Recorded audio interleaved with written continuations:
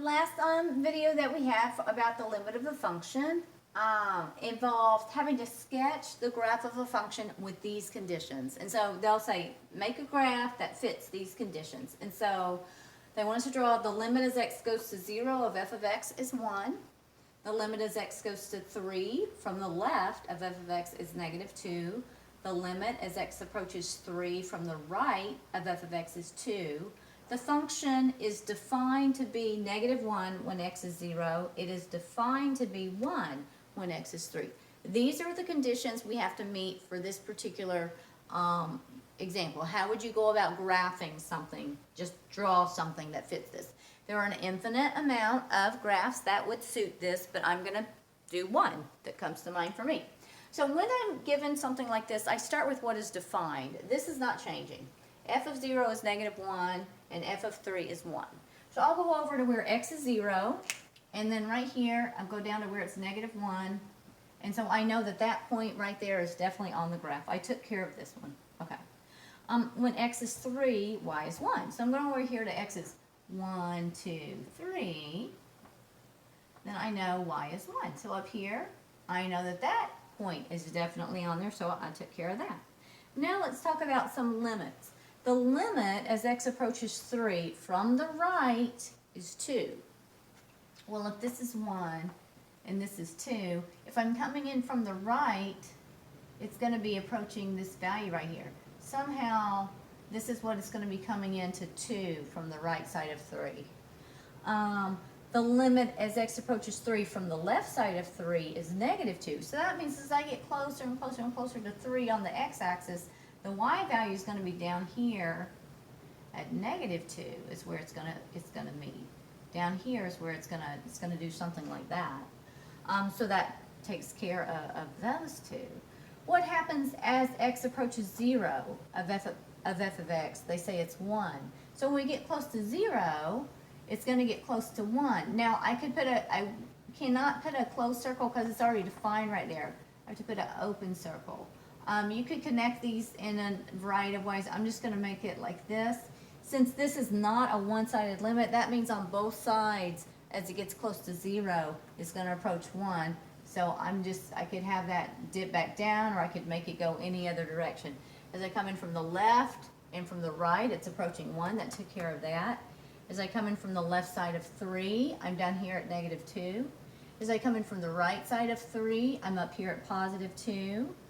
F of 0 is defined to be negative 1. F of 3 is defined to be 1. So that is one example of a number of graphs that you could draw that would meet those conditions. Lastly, I want us to learn how to use our calculator. So if you have a graphing calculator, this is one of the very few instances where we will use our graphing calculator. I want us to know how to do the table set function. So what you'll do is you go to your y equals, because what we're going to do, they ask us to find the limit as x approaches 3 of this, you filling out a table of values. And if you look at these table of values, they are got a bunch of different, they're not in regular increments. They're not jumping by ones or 0.1s or anything regular. So you have your calculator in a certain mode so it's easy to deal with. So go to your y equals screen and type in this function, use parentheses, x squared minus 3x divided by parentheses, x squared minus 9x. And so we have our function entered. I don't know if you can see that, but I have my function entered. And so now I'm going to go to the table function. So hit second, table. And before we finish this, what I want you to see what we're doing, look at the table values that they listed. They want us to approach the limit as x approaches 3.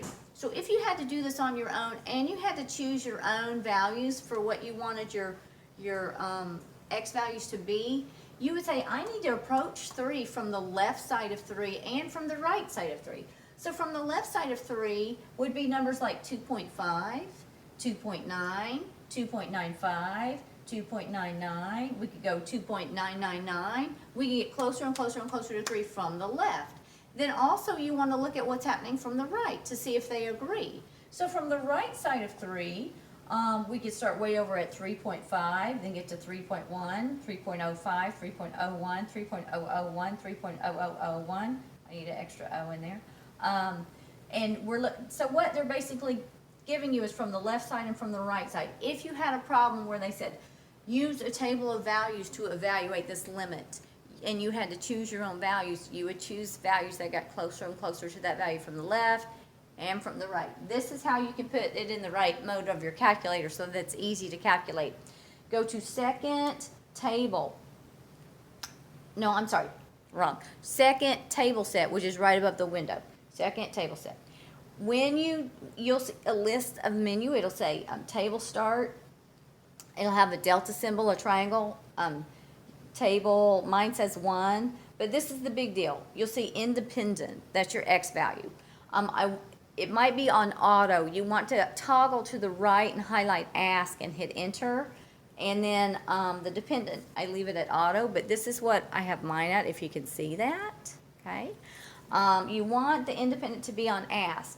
So after you get that set, then go to second table, and you'll have an X and a Y1 menu. It should be highlighted on your X. It doesn't matter if there's a number there or not. You're going to type right over it. So what it's doing is saying, it's asking you what X value are you interested in knowing the Y value for. I'm interested in knowing 2.5, so I'm going to hit 2.5, enter. And then I'm going to hit 2.9, enter, 2.95, 2.99, and then I'm going to say 3.5, and so on. Now, if you look at your table values, go up to 2.5, because many times on this they want you to be very specific, and they might say to 6 values. So if I look at my screen, it doesn't give 6 values, it only gives so many. But if I want it to, if I highlight the Y, if I look at the bottom, it'll say Y1, and it gives me, I don't know if you can see, it's got all of those little digits right there. That's what I'm going to look at. So right there, for 2.5, it's going to say what are the Y values. And so I'm going to put 0.076923 if they want it to 6 places. Now just for variety, I'm going to go down to 3.1 and see what it says for that one. I'm going to put in 3.1, and 3.1 gives me negative 0.0169, negative 0.016949, 1, 2, 3, 4, 5, 6. That's to 6 places. I'm not going to fill in this whole chart right here on this video because I think that's something you guys can do on your own.